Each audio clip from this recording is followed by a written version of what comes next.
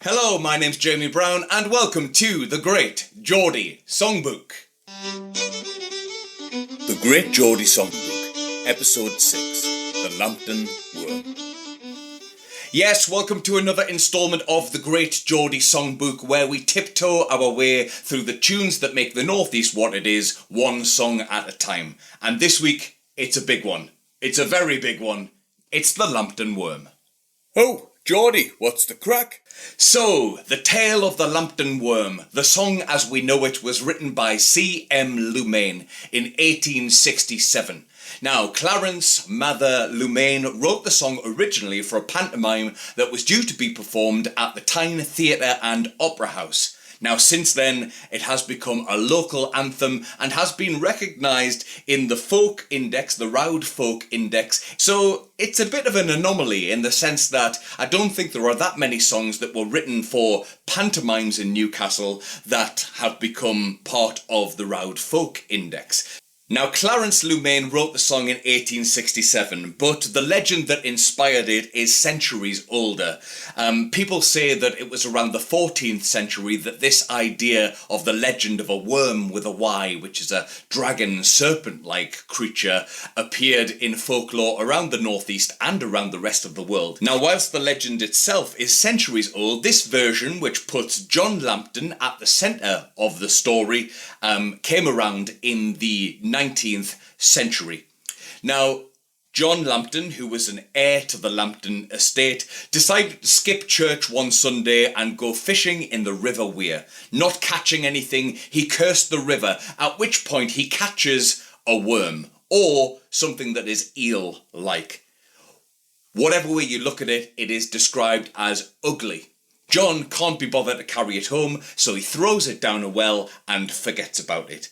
In the meantime, years pass. John goes off to fight in foreign wars, and little does he realise that the worm has grown and grown and has started wreaking havoc across the countryside. It started devouring the animals and it's causing chaos around the countryside.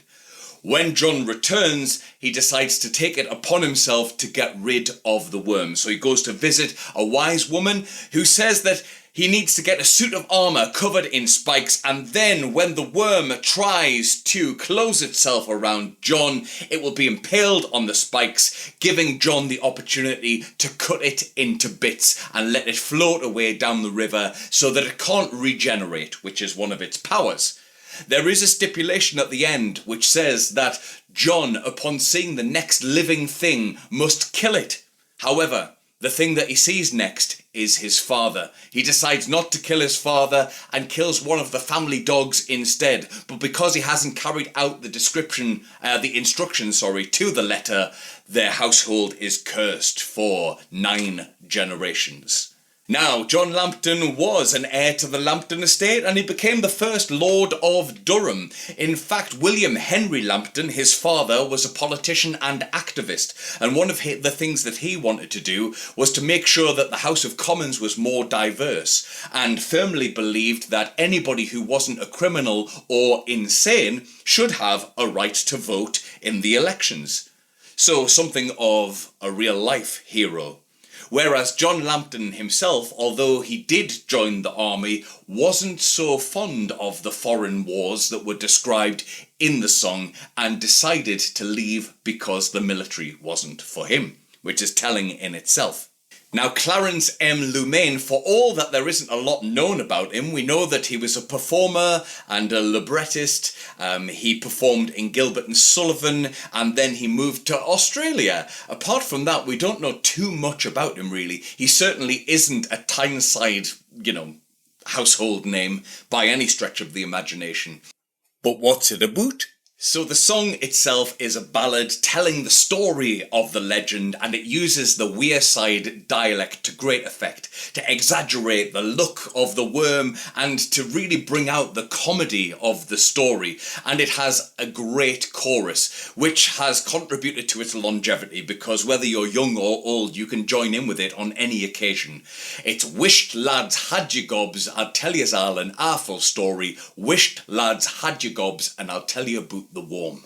Okay, worm meaning worm in this instance, and wished lads had your gobs meaning be quiet lads, shut your mouths, and I'll tell you about this awful story of the worm.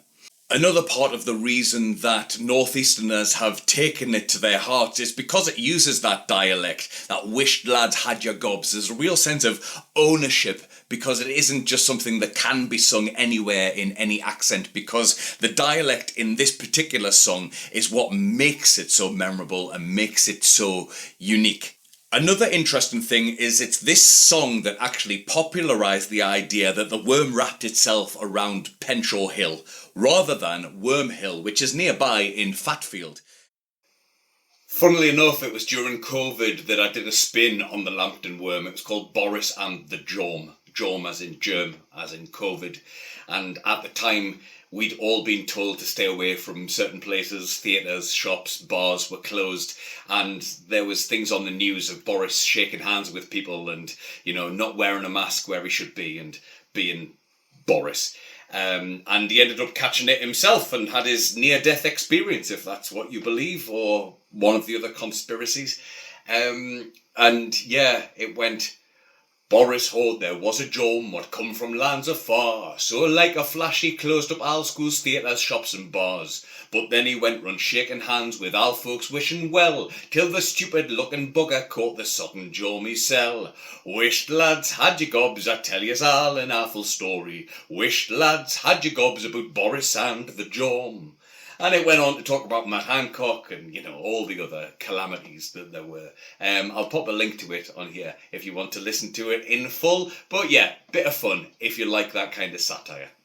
But back to the point. It's an extraordinary tale and an extraordinary song, and it's done with such finesse and humour and such an understanding of the dialect that I would like to find out a little bit more about Clarence's mother, Lumain, sometimes also referred to as Jack Lumain, who knows, might have done more in the area if he hadn't decided to move to Australia partway through his life. But without any more ado, let's look at some different versions of the song that C.M. Lumain's lyrics have inspired.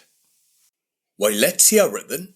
Right then, so now we're going to move on to listening to some versions of the Lambton Worm. So just as we always do, I've popped the Lambton Worm into a music search engine and let's see what it brings up. Some of them I might have heard before, some of them I won't. But let's see what the first one has to offer. This is the Mitford family, who I think are making their Great Geordie Songbook versions debut. This is a version I know well. Let's have a listen. There's some strings and guitar there.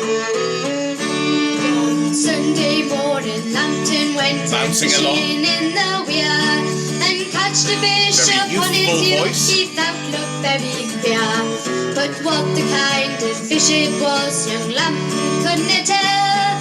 He wasn't going to carry it yet, so he hid it to the well. Wished lads had your gobs, I'll tell yous all an awful story. Wished lads had your gobs, I'll tell you about the war.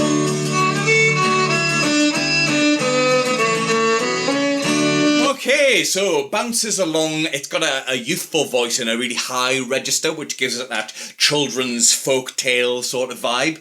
They've kind of smoothed off some of the dialect, wasn't going to carry it yem, rather than using the word fashed, which couldn't be bothered, essentially. So maybe they've done that to give it a slightly broader appeal, so there is a little bit of dialect in there, but they haven't fully committed to that kind of full Mackem version, which is, not essential and absolutely fine. So a lovely version there. This time we've got Chris, Greg and Al Thompson. Let's see what this has to offer. One Sunday morning, Lambton went up fishing in the weir. More concert music hall. While his yuck he thought was mighty queer. But what kind of fish this was, young Lambton couldn't tell. He didn't ken to carry it yem, so he hid it Scottish, down the didn't he, well. Ken? Wish lads had your gobs, I'll tell you all voices there. Story. Wish lads had your gobs, I'll tell you about the war.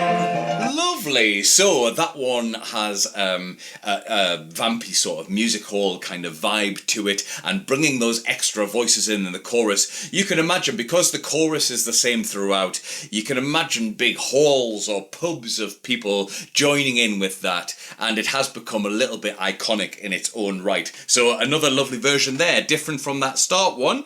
Let's see what we've got next. Oh, we've got this one, which is the Brian Ferry version, which I think has quite a long introduction, but it's a very different vibe.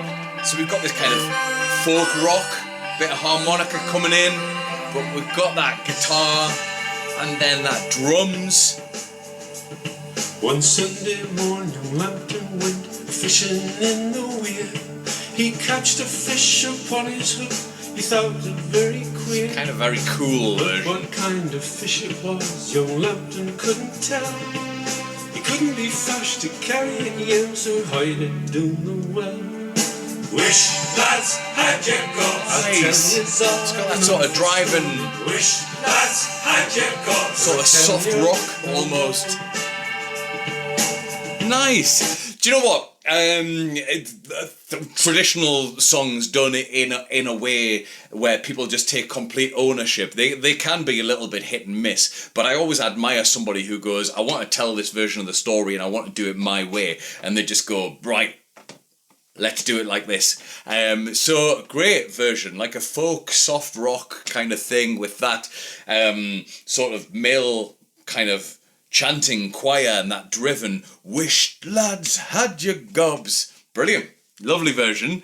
Let's see what we've got next. So this one, it's David Halsam, the Northern Sinfonia, Sheila Armstrong, Thomas Allen. I don't know how many of those are actually involved, or those are just writers' credits. Whoa! Drama. One Sunday morn, young Lambton went a-fishing in the weir. A proper pace. Catched the fish upon his yoke, he thought looked very queer. But what the kind of fish it was, young Lambton couldn't tell. He wasn't fashed to carry it yet, so he hid it down a well. And then the chorus coming in. Nice! I like that. I like that old sort of bass baritone sort of thing that's got go on. One Sunday morning, Lambton went a-fishing in the weir. Nice.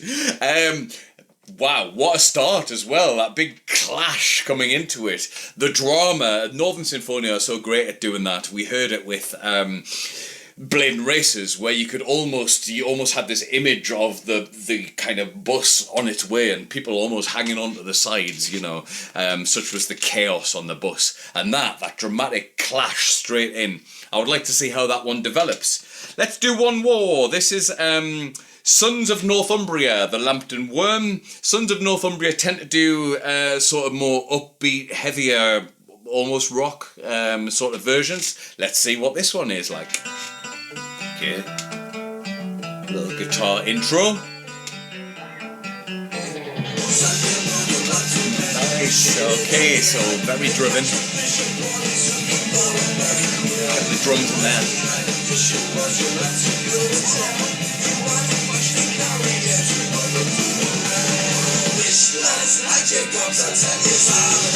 Lovely. Great. Oh, a double chorus. Lovely. So it's almost leaning into a sort of punky sort of vibe. We've got that really driven guitar and drums going on there, and then we've got that not necessarily trying to obey strictly to the melody because they just want to get the feeling of it out there. It doesn't kind of put the story at the forefront. It gives this sensation, but it's harder to keep up with if you don't already know the story because of the way that it's so driven and up-tempo. But yeah, brilliant version there. Just shut up and sing the song, man, will you? Right then, so just to conclude the episode, I'm going to play a version of it, how I might sing it, just the first few verses and choruses, and then I'll post the full song in a few days' time.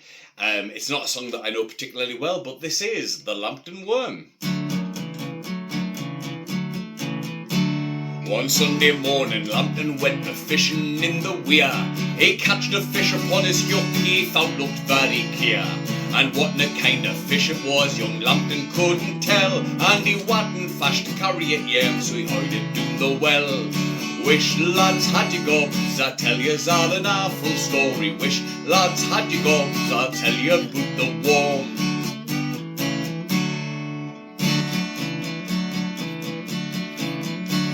Now Lambton felt inclined to go on and fight in foreign wars. He joined a troop of knights that cared for neither wounds nor scars. And off he went to Palestine, where queer things him befell. And very soon forgot about the queer one down the well. Wish lads had you gobs, I tell yous all an awful story. Wish lads had you gobs, and I'll tell you about the war.